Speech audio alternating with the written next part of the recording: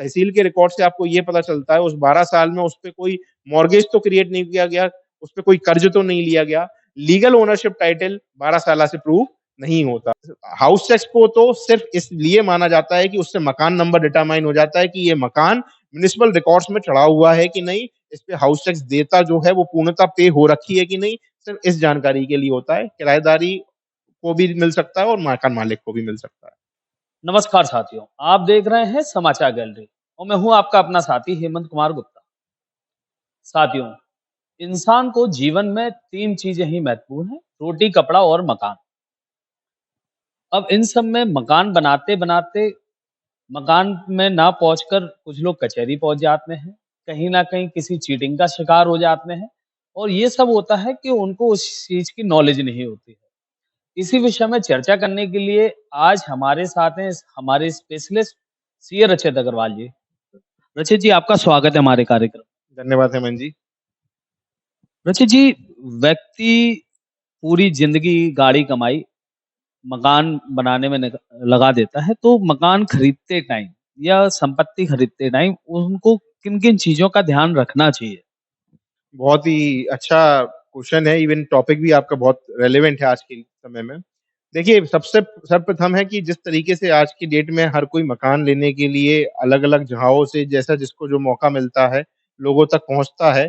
जब वो पहुँचता है, तो देखता है कि अलग-अलग तरीके की प्रॉपर्टीज़ हैं। कुछ डेवलप्ड प्रॉपर्टीज़ हैं जो कॉलोनीज़ में हैं, या कुछ ऐसी प्रॉपर्टीज़ हैं जो सिर्फ़ एक कोई लोकल डेवलपर ने बनाई, एक ज़मीन ली, उसमें वो रोड काट दी और दे दी।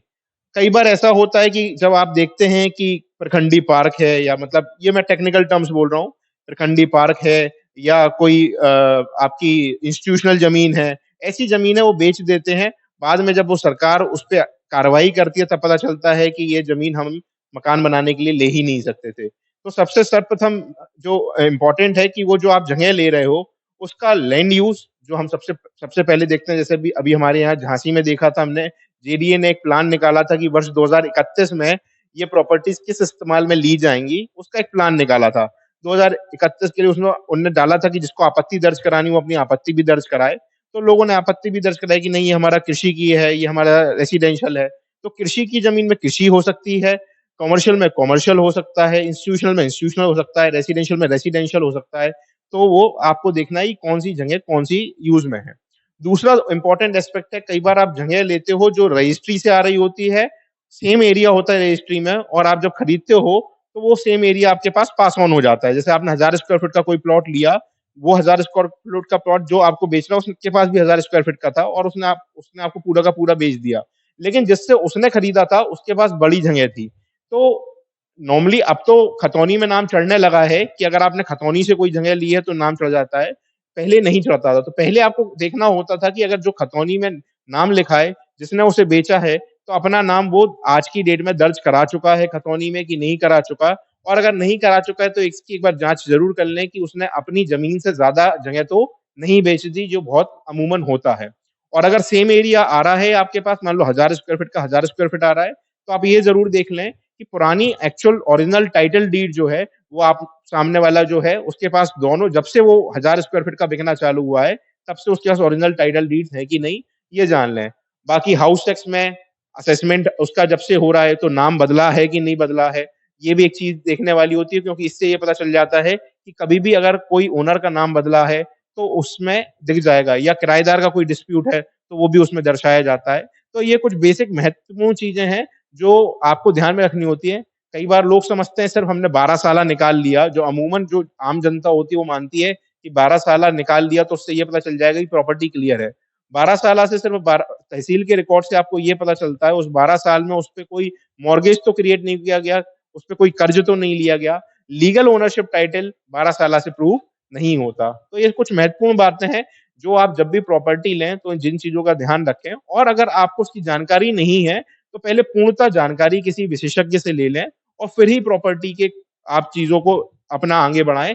उसके पहले अपना प्रॉपर्टी ऐसी कोई भी नहीं ले लें कि सिर्फ़ ये सोच के कि ये आदमी इस प्रॉपर्टी को बेच रहा है, तो ये प्रॉपर्टी जायज़ होगी। निश्चित तौर पे वो हो सकता है अच्छा एस्टेब्लिश्ड बिल्डर हो, बट आगे आप उसकी अगर थोड़ी-सी रिसर्च कर लेंगे तो आपको आगे कचहरी या ऐसी चीज़ों में नहीं पड़ना पड़ेगा। दर्शकों को हम बता दें एक बहुत ही महत्वपूर्ण बात कि हाउस टैक्स जो होता है, जो नगर निगम लेती है, वो मालिकाना हक को सिद्ध नहीं करती है और इस बात की पुष्टि कराने के लिए हम यही सवाल लेके चलते हैं हमारे स्पेशलिस्ट के पास। क्या ये बात सही है रचित जी कि हाउस टैक्स जो है, वो मालिकाना हक को साबित नहीं करता है?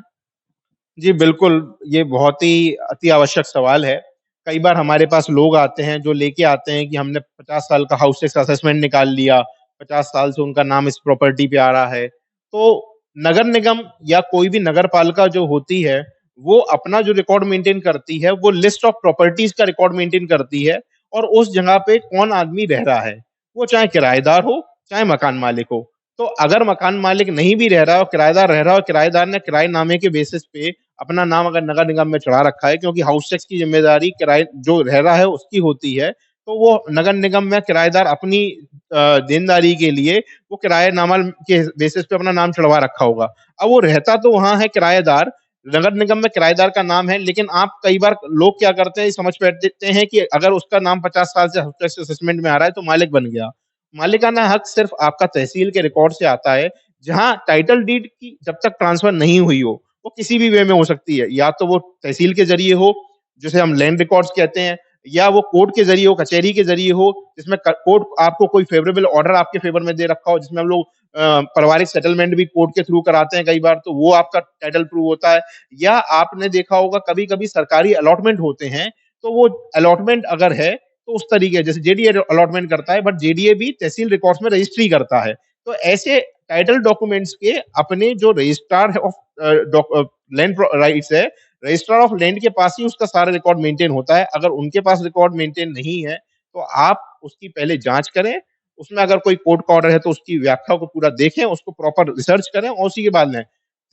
हाउस टैक्स को तो सिर्फ़ इसलिए माना जाता है कि उससे मकान नंबर डिटरमाइन हो जाता है कि ये मकान म्युनिसिपल रिकॉर्ड्स में चढ़ा हुआ है कि नहीं, इस पे हाउस टैक्स देयता जो है वो पूर्णतः पे हो रखी है कि नहीं, सिर्फ़ इस जानकारी के लिए होता है। किराएदारी को भी मिल सकता है और मकान मालिक को भी मिल सकता है। याद रखिए, हाउस टैक्स मालिकाना हक को साबित नहीं करता है। चलिए आगे बढ़ते हैं। रचित जी, जैसे अब इससे पूर्व में जो दाखिल-खारिज खतौनी में होते थे, वो 25 डेसिमल से ऊपर की ज़मीन के होते थे। अब 1 डेसिमल ज़मीन भी अगर आप लेते हैं, तो दाखिल-खारिज होता है। लेकिन इसी बीच में अगर कोई संपत्ति 4 से 5 बार बिक गई हो, तो क्या उसका दाखिल-खारिज अब संभव है? देखिए हेमंत जी, अच्छा सवाल है। देखिए, पहली चीज़ तो प्राइमरी ओनर जो था, उधर से दाखिल-खारिज होना अनिवार्य है। अगर प्राइमरी दाखिल खारिज नहीं हुआ, तो आपको सेकेंडरी दाखिल खारिज कराना है। मतलब जो पहली बार में बिका, उसके बाद वो दूसरी बार फिर बिक गया, फिर तीसरी बार बिक गया, चौथी बार बिक गया, दाखिल खारिज होना मुश्किल है। लेकिन अब सरकार ने अभी दिया था कि जिसकी प्रॉपर्टी किसी एक नंबर में है और उसका अगर मालिकाना हक उसके पास, क्योंकि देखिए ज़मीन तो एक बार अगर बिकी है 1000 स्क्वायर फीट, तो 4 बार भी बिकेगी तो 1000 ही रहेगी वो। तो वो अपना पुरानी पूरी चेन कंप्लीट करके प्रस्तुत कर दे तहसील में और अपने दाखिल खारिज के लिए केस दायर कर दे और मालिक आफ्टर अपना पूरा देखने के बाद अगर वो सही पाया जाता है, लेखपाल अपनी रिपोर्ट लगाता है, तो फिर वो तहसील में दाखिल खारिज हो जाता है। प्रोसेस थोड़ा लंबा ज़रूर है, लेकिन दाखिल खारिज करा सकते हैं। पुरानी जो ज़मीनें हैं, शहर के बीचों-बीच है, जहाँ आज भी जमींदारी प्रथा है या काश्तकारों की प्रथा है, तो इनमें भी श्रेणियाँ होती हैं जिनके बारे में लोगों को नॉलेज नहीं रहती है। तो इस विषय में कैसे लोग जानकारी कर सकते हैं कि भाई कहाँ जमींदार को ज़मीन बेचने का हक है, कहाँ काश्तकार को बेचने का हक है, कहाँ पट्टेदार को बेचने का हक है? तो ये कैसे उनको जानकारी मिल सकती है? कहाँ से मिल सकती है और कितनी श्रेणियों की ज़मीन होती है? देखिए, इसके लिए आपका एक जैसे कि नगर पालिका में जैसे आप नगर निगम अपना मकानों का रिकॉर्ड रखता है, ऐसी तहसील हर श्रेणी के रिकॉर्ड्स मेंटेन करती है। जिसमें कि जो ज़मींदार है, उस ज़मींदार की पूरी लेखा-जोखा रहता है कि उसके पास कितनी जगह है, उसको इस ज़मीन का अलॉटमेंट सरकार ने कब से दिया हुआ है, उसमें कितनी ज़मीन वो बेच चुका है, कितना उसके पास बकाया है, किस श्रेणी की ज़मीन है, एक क की है, एक ख की है, अलग-अलग श्रेणियाँ होती हैं। जब आप उस श्रेणी में जाओगे तो बहुत सारी श्रेणियाँ हैं। तो ये सारे रिकॉर्ड्स तहसील के पास लैंड रिकॉर्ड्स में अवेलेबल रहते हैं। आप जब उस रिकॉर्ड्स को ढूँढते हैं, तो 2 तरीके के हो सकते हैं कि ज़ेड-ए वाला हम लोग कहते हैं, नॉन ज़ेड-ए कहते हैं। नॉन ज़ेड-ए वाले रिकॉर्ड्स आपको मैनुअल फॉर्म में मेंटेन होते हैं, वो वहाँ पूरे रिकॉर्ड्स मेंटेन किए जाते हैं और जो ज़ेड-ए वाले होते हैं, वो आपका तहसील में मेंटेन होते हैं। तो आप जब उसमें से पूरा डेटा निकालेंगे तो सारी डिटेल निकल के आएगी, ये जगह कहाँ से ओरिजिनेट हुई थी, क्या ये ज़मींदारी की है या फिर ये जैसे हम लोग नज़ूल की ज़मीन भी कहते हैं, जैसे सरकारी ज़मीन जो होती है, या कई बार हम लोग कहते हैं जिसमें हम जब आपका लोग आए थे, तो लोगों को बसाने के लिए जिसको हम पुनर्वास की जगह बोलते हैं, पुनर्वास के लिए रखी गई थी, उसे बेचने का हक नहीं होता है, सिर्फ़ वहाँ आप रह सकते हैं। तो ऐसा सारी डिटेल जो है उस ज़मीन के बारे में कि ये नंबर जो है हर ज़मीन का या तो नंबर होता है या हाउस टैक्स होता है, तो उसमें वो नंबर मिलेगा, उससे आप पता लगा सकते हैं ये ज़मीन किस श्रेणी की है। अगर वो श्रेणी जो है आपकी बेचने और खरीदने वाले के उसमें आती है, तभी आप खरीदें-बेचें, और अगर नहीं आती है, तो आप उसका खरीदना-बेचना नहीं करें। उसे सिर्फ़ हो सकता है कि वो सिर्फ़ रहने के लिए दी गई हो सरकार द्वारा, तो उसमें रहा तो जा सकता है, बेचा नहीं जा सकता। रचित जी, बहुत से लोगों ने जेडीए से कॉलोनी अप्रूव कराई और हम देख रहे हैं कि वो कॉलोनी के निवासी जो हैं अभी भी धरना प्रदर्शन पे बैठते हैं। लोगों ने इस संपत्तियां इसलिए वहां ले ली थी क्योंकि उन्हें लगता था ये जेडीए अप्रूव्ड है। रेरा नाम की संस्था जो है वो कितने विश्वसनीय है? क्या लगता है आपको कि अगर रेरा से कंसर्न कोई भी कॉलोनी है डेवलप हो रही है तो वहां पर कितने प्रतिशत सफलता रहेगी कि वहां में ब्लफिंग नहीं होगी किसी के साथ?